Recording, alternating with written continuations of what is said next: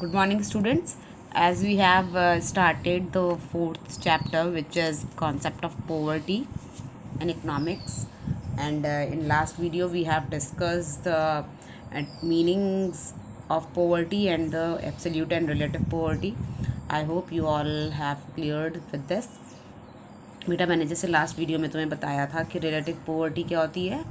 Relative poverty वो poverty होती है जिसको हम रिलेट करते हैं, कंपेयर करते हैं किसी दूसरे के साथ। सपोज़ किसी एक बंदे को हमने रिलेट किया किसी दूसरे बंदे के साथ कि वो उससे ज़्यादा पुअर है, मतलब Mister X is poor then Mister Y, तो ये होगी रिलेटिव पोवर्टी। या फिर हमने किसी रीजन को रिलेट किया कि Orissa is poor then Maharashtra, या फिर हमने बोला कि Nepal is poor then India. तो ये सारी चीज़ें क्या हैं, जब भी हम कंपेयर कर रहे हैं तो वो होता है आपका रिलेटिव पोवर्टी। रिलेट करते हैं हम जब चीज़ों को। और एब्सोल्यूट पोवर्टी में क्या था कि जो चीज़ एब्सोल्यूटली पुअर है, जो पोवर्टी लाइन के नीचे है, जो एब्सोल्यूट पुअर है, कि जैसे हम बोलेंगे फॉर एग्जांपल अगर हम बोलते हैं कि 28% जो पीपल हैं they are absolute poor because they are in below of poverty line. Poverty line से नीचे होने वाले जितने भी लोग हैं वो पुअर हैं। तो यही चीज़ें हमने डिस्कस करी थी लास्ट वीडियो में। Now we will discuss the causes of poverty, कि पोवर्टी के कॉजेज़ क्या क्या हैं, क्या क्या चीज़ें ऐसी हैं जिनकी वजह से पोवर्टी हमें फेस करनी पड़ती है। तो उनमें से जो फर्स्ट जो रीज़न है वो है rapid population growth. Rapid population growth का मतलब कि जो पॉपुलेशन है वो बहुत तेज़ी से बढ़ रही है amongst the poor people. Amongst the poor people बोलना ज़रूरी है। जैसे अब देखो, अगर हम देखेंगे तो पॉपुलेशन तो चाइना में भी बहुत ज़्यादा है, मगर दे आर नॉट पुअर, और वहाँ पे जो पोवर्टी लाइन है वो भी काफ़ी ठीक ठाक है। तो ऐसा क्यों है? क्योंकि वहाँ पर जो पॉपुलेशन इंक्रीज़ है, जो बढ़ रही है, वो पुअर पीपल्स की पॉपुलेशन नहीं है, जबकि क्या है, वो जो ह्यूमन रिसोर्सेज हैं, जो एजुकेटेड पीपल्स हैं, जो अपने कामों में इन्वॉल्व हैं, उन लोगों की पॉपुलेशन बढ़ रही है। That's why they people are turning into human resources. लेकिन हमारी कंट्री में क्या है कि पुअर्टी क्यों बढ़ रही है? क्योंकि पॉपुलेशन जो हमारी इंक्रीज़ हो रही है वो किन के बीच हो रही है? पुअर पीपल के बीच, कि मतलब जो गरीब लोग हैं वो उनकी पॉपुलेशन बढ़ती जा रही है, जिसकी वजह से गरीबी बढ़ रही है। नेक्स्ट है अनएम्प्लॉयमेंट। बेरोज़गारी की वजह से पोवर्टी बढ़ रही है, लोगों के पास काम ही नहीं है। गांव वगैरह में लोगों के पास जो खेत होते थे वो भी ज़्यादा खेत वगैरह नहीं है। एक आध जो थोड़े बहुत खेत हैं वो उनके ऊपर जो लैंडलॉर्ड होते हैं वो एक दो लोगों को काम देते हैं, बाकी अनएम्प्लॉयड रह जाते हैं, उनको काम ही नहीं मिलता है। और शहरों में जो लोग होते हैं वो इंडस्ट्रीज़ में जो बड़ी बड़ी मशीन्स हैं वो मोर देन इनफ काम कर लेते हैं, जिसकी वजह से जो वर्कर्स हैं उनकी नेसेसिटी ख़त्म हो गई है, जिसकी वजह से लोग जो हैं अनएम्प्लॉयड हो गए हैं। उसके बाद जैसे अभी का ही जो फेस चल रहा है आफ्टर कोविड, काफ़ी सारी जो प्रोडक्शन है ड्यूरिंग कोविड, काफ़ी सारा जो प्रोडक्शन है वो रुक गया था, जिसकी वजह से काफ़ी सारे जो लोग हैं वो अनएम्प्लॉयड हो गए हैं। तो इस टाइप की चीज़ें इंडिया में काफ़ी होती रहती हैं, जिसकी वजह से काफ़ी पोवर्टी जैसे स्ट्रक्चरल अनएम्प्लॉयमेंट वगैरह आ जाती है, या फिर फ्रिक्शनल अनएम्प्लॉयमेंट हो जाती है, जिसकी वजह से पोवर्टी बढ़ जाती है। नेक्स्ट है लो रेट ऑफ इकोनॉमिक डेवलपमेंट। जो इकोनॉमिक डेवलपमेंट है वो बहुत ही स्लोली हो रहा है, मतलब वो बहुत अच्छे से नहीं होता है। इकोनॉमिक डेवलपमेंट मतलब कंट्री के अंदर जो भी डेवलपमेंट वाले काम हो रहे हैं, प्रोडक्शन हो रहा है, सर्विसेज वगैरह हो रही हैं, वो बहुत अच्छे से काम नहीं कर रही हैं। दूसरा है लो एजुकेशन। लो एजुकेशन मतलब लोगों का जो एजुकेशन है वो काफ़ी लो है। लो एजुकेशन से मतलब है कि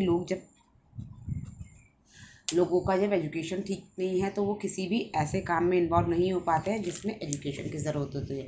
वो केवल हार्ड वर्किंग वाला काम तो कर लेते हैं, मेहनत मजदूरी वाला, लेकिन जो वैसा काम होता है जैसे वाइट कॉलर जॉब्स वगैरह होती हैं वो ऐसे कामों में इन्वॉल्व नहीं हो पाते हैं। क्यों? क्योंकि एजुकेशन बहुत अच्छी नहीं है। अब जब एजुकेशन ही अच्छी नहीं है तो काफ़ी सारे काम ऐसे होते हैं जो उनको समझ में नहीं आते हैं और वो अनएम्प्लॉयड रह जाते हैं। ठीक है। नेक्स्ट है आपका इन्फ्लेशनरी प्रेशर। इन्फ्लेशनरी प्रेशर का मतलब क्या होता है? इन्फ्लेशनरी प्रेशर का मतलब होता है कि चीज़ों के रेट बहुत डबल ट्रिपल हो जाना, बढ़ जाना, और लोगों की डिमांड जो परचेजिंग पावर है वो घट जाना। तो उस इन्फ्लेशन की वजह से पोवर्टी आती है। दूसरा है सोशल फैक्टर। अब देखो, सोशल फैक्टर बहुत इंपॉर्टेंट है बेटा। इसका मतलब क्या होता है? सोशल फैक्टर का मतलब क्या होता है कि अभी भी गाँव वगैरह में काफ़ी सारे लोग ऐसे हैं जो मतलब उनके पास खेत तो है, वो काम भी करना चाहते हैं, लेकिन क्या है कि उनकी जो मेंटालिटी है वो काफ़ी ऑर्थोडॉक्स है। वो अभी भी उसी टाइप से काम करते हैं, उसी मीन ऑफ प्रोडक्शन को यूज़ करते हैं जो काफ़ी पुराने टाइम पर यूज़ होते थे। उनका अभी भी ये मानना है कि उन्होंने ऐसे ही मीन ऑफ प्रोडक्शन को यूज़ करके उनके दादा परदादा ने काम किया, तो वो अभी भी वैसे ही करेंगे। मतलब एक होता है ना अंधविश्वास टाइप, है ना, ब्लाइंड फेथ वगैरह टाइप की चीज़ें, तो उन चीज़ों की वजह से गरीबी रहती है। ठीक है, नेक्स्ट है आपका high level of migration from rural areas, कि काफ़ी सारे लोग जो हैं वो रूरल एरिया से माइग्रेट होके अर्बन एरियाज़ में चले जाते हैं। तो उससे क्या होता है कि अर्बन एरियाज़ में जो पॉपुलेशन है वो तो बढ़ जाती है, वहाँ पे जितना भी काम वगैरह है वो तो कम पड़ जाता है, लेकिन क्या होता है जो रूरल एरियाज़ में जो काम होते हैं वो अनऑक्यूपाइड रह जाता है। मीन्स वहाँ की लैंड खाली पड़ी रहती है, वहाँ पे जितना भी काम है वो खाली पड़ा रहता है, क्योंकि वहाँ पे कोई है ही नहीं, तो उन लैंड्स को, उन रिसोर्सेज को कोई यूज़ ही नहीं करता है। सारा का सारा प्रेशर कहाँ आ जाता है, अर्बन एरियाज़ में आ जाता है। ठीक है, नेक्स्ट है कैपिटल डेफिशिएंसी। कैपिटल डेफिशिएंसी का मतलब क्या है कि लोगों के पास इतना पैसा नहीं है, इतना कैपिटल नहीं है होता कि वो खुद से अपना कोई काम स्टार्ट करें। जैसे अभी मोदी जी का प्रोजेक्ट चल रहा है सेल्फ रिलायंट नाम से, आत्मनिर्भर जिसे हम कह रहे हैं, तो भाई, या फिर मेक इन इंडिया टाइप्स जो भी था, तो भाई आप खुद से अपना काम तब कर पाओगे जब आपके पास इतना पैसा होगा। अब अगर हमारे पास कैपिटल ही इतनी ज़्यादा नहीं है तो कोई काम कैसे स्टार्ट कर सकता है। ठीक है, तो ये सारे जो रीज़न्स हैं, ये पॉवर्टी के रीज़न्स हैं। अब क्या इनके मेजरमेंट्स हैं, कैसे हम इसको दूर कर सकते हैं, तो उसके लिए कुछ जनरल मेजर्स हैं। वो क्या है, the rate of economic growth should be raised, कि सबसे पहले हमने जो इकोनॉमिक की जो ग्रोथ है उसको बढ़ाना पड़ेगा, कि अपनी कंट्री की इकोनॉमी जो है वो बढ़ानी पड़ेगी, अच्छे से प्रोडक्शन करना पड़ेगा, अच्छे से goods and services export import करके अच्छे से जीडीपी ग्रोथ करनी पड़ेगी, जिससे कि एजुकेशन सिस्टम को बढ़ाया जा सके, सब्सिडीज़ वगैरह जो गरीब लोग हैं उनको सब्सिडी प्रोवाइड की जा सके, है ना, जिससे कि इकोनॉमिक रेज हो। दूसरा, beneficiary program need to be strengthen. जो बेनिफिशियरी प्रोग्राम्स हैं, जैसे मनरेगा टाइप के जो प्रोजेक्ट्स हैं जिसमें रूरल एरियाज़ में एम्प्लॉयमेंट गारंटी एक्ट जो है हमारा, इस टाइप के जो प्रोग्राम्स जो गवर्नमेंट ने बनाए हैं, जो अच्छे तरीके से काम नहीं कर पा रहे हैं, केवल प्रोग्राम बन के रह गए हैं, तो इनको और अच्छे से स्ट्रेथन करने की हमें ज़रूरत है, जिससे कि पॉवर्टी को हटाया जा सके। नेक्स्ट है provide minimum basic amenities. Minimum basic amenities का मतलब जो ज़रूरी चीज़ें हैं उनको प्रोवाइड करना। जैसे आजकल कोविड के टाइम पर जैसे मोदी जी ने जो है जो बीपीएल वाले जो लोग हैं, बिलो पॉवर्टी लेवल वाले जो लोग हैं, उनको फ्री में अनाज देने का उन्होंने स्टार्ट किया, एक कैंपेन स्टार्ट किया। तो इस टाइप के जो बेनिफिशियरी जो प्रोग्राम्स हैं, जो मिनिमम बेसिक एम्यूनिटीज़ हैं, वो प्रोवाइड करने से पॉवर्टी हटाई जा सकती है। उसके अलावा कुछ और प्रोग्राम्स भी कंट्री के अंदर होते हैं जो कि पॉवर्टी को इरेडिकेट करने में हमें हेल्प करते हैं। तो वो क्या हैं, तो उनमें से बेटा कुछ हमने यहाँ पे डिस्कस किए। जैसे उसमें से एक है हमारा प्रधानमंत्री ग्रामोदय योजना। प्रधानमंत्री ग्रामोदय योजना 2000 में आई है बेटा, 2001 में। तो ये क्या है बेटा, जैसे ग्रामीण जितने भी जो ग्राम मतलब गाँव का जो एरिया है उसको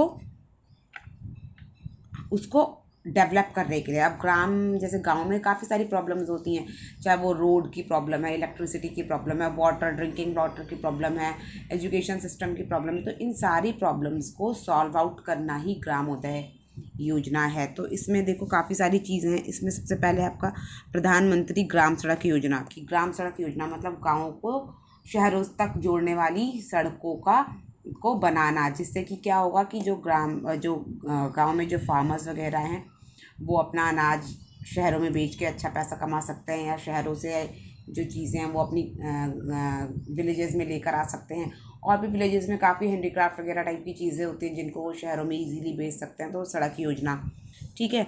नेक्स्ट है इसमें प्रधानमंत्री आवास योजना। जैसे गांव में काफ़ी सारे जो जैसे पुअर पीपल्स हैं उनको रहने के लिए जगह नहीं मिलती है ना, वो सड़कों वगैरह पे दरी बाहर सोए हुए होते हैं, तो इनके लिए आवास योजना कि भाई सबको घर मिल जाए, है ना। नेक्स्ट है प्रधानमंत्री ग्रामोदय योजना में आता है आपका ड्रिंकिंग वाटर। ये बहुत इंपॉर्टेंट है। तो इस ड्रिंकिंग वाटर में क्या है कि पीने लायक पानी जो है लोगों को मिल जाए, सबसे ज़्यादा ज़रूरी यही होता है। जैसे हमने इस चैप्टर के स्टार्टिंग में भी पढ़ा था कि who peoples are consider as a poor, तो वो लोग जिनके पास पीने का साफ़ पानी नहीं होता, जिनके पास इलेक्ट्रिसिटी नहीं होती है, जिनके पास बेसिक नेसेसिटीज़ की चीज़ें नहीं होती हैं, तो वही है कि पॉवर्टी अगर हटानी है तो उसके लिए हमें जैसे जो गांव में जिनके पास, लोगों के पास ड्रिंकिंग वाटर तक नहीं अवेलेबल हो रहा है तो उनको वाटर अवेलेबल कराना, ये सारी चीज़ें हैं जो प्रोग्राम्स के थ्रू हम पॉवर्टी हटाने के लिए स्टार्ट करते हैं। इसके अलावा भी बहुत सारे ऐसे ही प्रोग्राम्स हैं which are fighting with the poverty in our country. Tomorrow will discuss all these problems also, but that is all for today and I hope you all understand. और इसको आप एक बार रिवाइज कीजिएगा. एंड बेटा जो भी मैं कल को प्रोग्राम्स जो आपको पढ़ाने वाली हूँ, all will be very important, क्योंकि उनमें से एक ना एक प्रोग्राम डिस्कस करने के लिए ज़रूर आता है.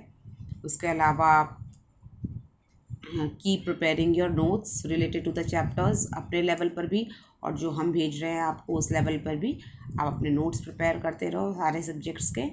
और आजकल जैसे कि कॉपीज़ अभी स्कूल्स में नहीं हम चेक कर रहे हैं, बट जैसे ही हमें टाइम लगेगा will ask for the PDF of your notebooks. Okay then, take care, stay home, stay safe.